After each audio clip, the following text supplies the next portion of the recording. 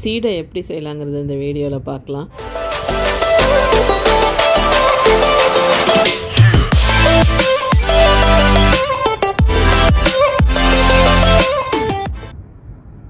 Hi, அனைவருக்கும் வணக்கம். Welcomes to moms diary. இன்றைக்கி வீடியோவில் சீடை எப்படி செய்கிறதுங்கிறத பார்க்கலாம். ஃபஸ்ட்டு இதுக்கு ஒரு தேங்காய் உடைச்சி பல்லாக அரிஞ்சு வச்சுக்கிட்டேன். அடுத்தது ஒரு படி புழுங்கல் அரிசி ஊற வச்சு கிரைண்டரில் அரைச்சி எடுத்துக்கிட்டாச்சு. அதுலேயே உப்பு போட்டு அரைச்சி எடுத்துட்டாச்சு. அப்புறம் இதுக்கு மேமாவு உளுந்து வறுத்துட்டு அரைச்சது காப்படி, மிக்சியில் அரைச்சி சலித்து காப்படி எடுத்துக்கிட்டாச்சு. பொட்டுக்கல்ல அதே மாதிரி காப்படி மிக்சியில் போட்டு அடித்து சலித்து காப்படி மாவு, பொட்டுக்கல்ல மாவு எடுத்துக்கிட்டாச்சு.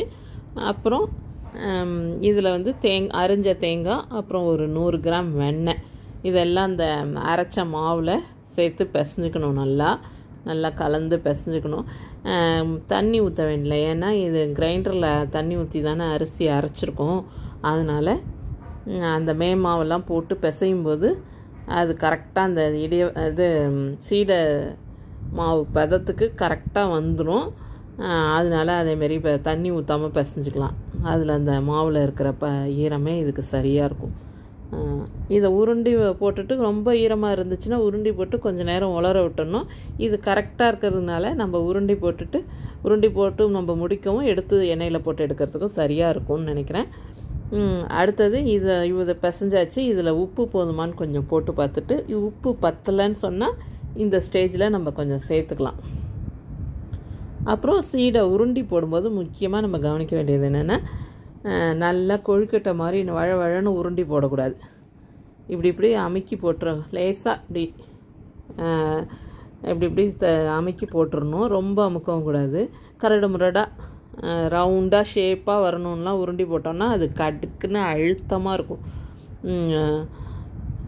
வெடிக்கவும் செய்யும். இதை மாதிரி போட்டோன்னா நல்லா கரகரன்னு இருக்கும். போட்டு எடுக்கும் போதும் ஜாக்கிரதையாக போட்டு எடுக்கலாம். இது கொஞ்சோண்டு இடியப்ப மாவில் எல்லடை செய்யலான்னு சொன்னாங்களா, சரி நான் அதுக்கு கொஞ்சோண்டு மாவு பிசைஞ்சு வச்சுருந்தோம். அதை ட்ரையல் பார்க்கலான்னு அதை இதில் தட்டி வச்சுருக்கோம். கொஞ்சமாக போட்டு பார்த்தோம், அது நல்லா வந்துருந்துச்சு. அதை அடுத்த செய்யும்போது அந்த வீடியோ போடுறேன். இப்போ நாங்கள் உருண்டி போட்டு முடிக்கவும் அந்த ரேஷன் கடை வேஷ்டி இருக்கும் இல்லையா, அதுதான் வச்சுருப்போம். அதுக்கெல்லாம் துவச்சி அதில் உருண்டி போட்டாச்சு. அதில் நாங்கள் உருண்டி போட்டு முடிக்கவும் அதை எடுத்து போடுறதுக்கும் கரெக்டாக இருந்துச்சு. உலர விடணும்னு தனியாக டைம் எடுத்துக்கல. சரின்னு ஒரு பிளேட்டு ஃபுல்லாக எடுத்து அது அளவுக்குன்னு ஒரு தடவையும் எடுத்து போடுறதுக்கு அளவாக ஒரு பிளேட்டில் எடுத்துக்கிட்டாச்சு. எடுத்து எண்ணெய் காஞ்சோன்னே அதில் போட்டு இப்படி பரட்டி விட வேண்டியது தான். இது நமக்கு நல்லாவே கொஞ்சம் வெந்துட்டான்னு பார்க்குறதுக்கு வேணுன்னா ஒரு சீடை எடுத்து இப்படி நசுக்கி பார்த்தோன்னா வேவுலன்னா நசுக்குன்னு அப்படியே தான் இருக்கும். வெந்துருச்சுன்னு பார்த்தீங்கன்னா நல்லா கரகரன்னு அது நசுக்கிட்டு போட்டு பார்த்தோம்னா கரகரன்னு இருக்கும். அதனால் அதுக்கு தான் இதை எங்கள் அம்மா நசுக்கி வச்சுருந்தாங்களா, அதை காமிச்சாங்க. சரின்னு அதையும் ஒரு கிளிப்பாக அதை எடுத்து போட்டிருக்கேன். அது இன்னொன்று என்னென்னா, இது மாதிரி மேலே வந்துடும். வெந்துருச்சுன்னா அந்த மலமளப்பெலாம் அடங்கி மேலே வந்துடும். சரின்னு எடுக்க வேண்டியது தான். இதேமாரி நிறைய போடுறதுனால சீடை ஈஸியாக செஞ்சிடலாங்க. போட்டு எடுக்க டைம் எடுக்காது. பாக்கி எல்லாம்னா ஒரு நம்பரில் தான் போடலாம். இதுனா அப்படி இல்லை, நிறைய பிளேட்டாக போட்டுட்டோம்னா ஈஸியாக செஞ்சிடலாம். நம்ம லீவில் பசங்களுக்கு ஸ்நாக்ஸு அதை செஞ்சு கொடுக்கலாம். ஒரு வாரத்துக்கு கூட இருக்கும். நம்ம இந்த ஸ்நாக்ஸ்லாம் அவங்களுக்கு சாப்பிட்றதுக்கு பழக்கணும்.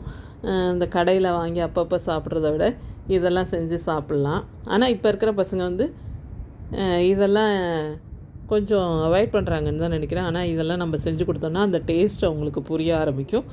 இதை சாப்பிட சொல்லணும். இந்த சீடையில் சாப்பிடும்போது பார்த்திங்கன்னா அந்த உளுந்து மாவு வாசனை அவ்வளோ நல்லாயிருக்கும். சாப்பிட்றதுக்கும் டேஸ்ட்டாக நல்லா கரகரன்னு வந்துருந்துச்சு இந்த சீடை.